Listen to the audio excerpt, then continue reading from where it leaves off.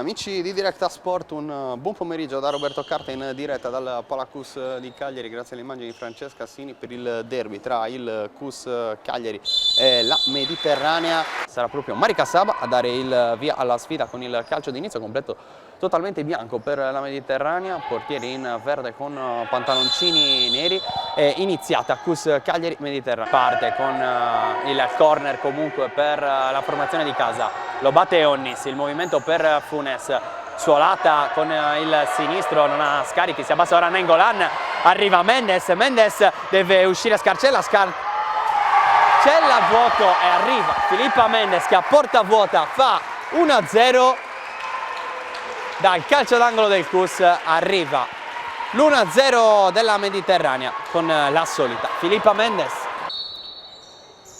Furno la mette in mezzo sul secondo palo, ancora sola Vaquero che sul secondo palo raddoppia dopo 6 minuti e mezzo. Ancora il secondo palo lasciato troppo scoperto dal CUS Cagliari. Stavolta punisce la Mediterranea. Fanti prova a passare su Nainggolan, ci riesce, la mette sul secondo palo dove arriva il gol di Martina Gardu. La Mediterranea fa 3-0, tutto facile per la numero 5 classe 2000 depositare a porta vuota un pallone pesante. Palla fuori per Furno, stavolta il tiro è basso, c'è anche una deviazione, c'è soprattutto il 4-0 della Mediterranea con la firma di Anita Furno.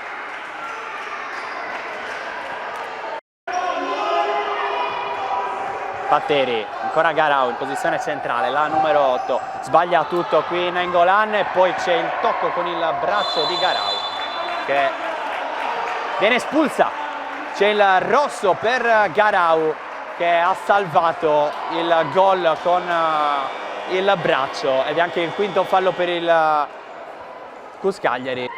Saba contro Cappai, parte Saba, palo rete, 5-0, la chiude la Mediterranea con il tiro libero di Marica Saba a 1,50 dalla fine.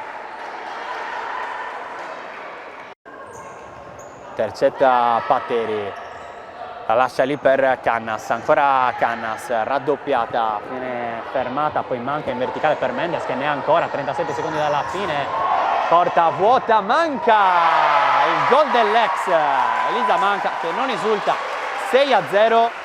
A 32 secondi dalla fine segna ancora la Mediterranea.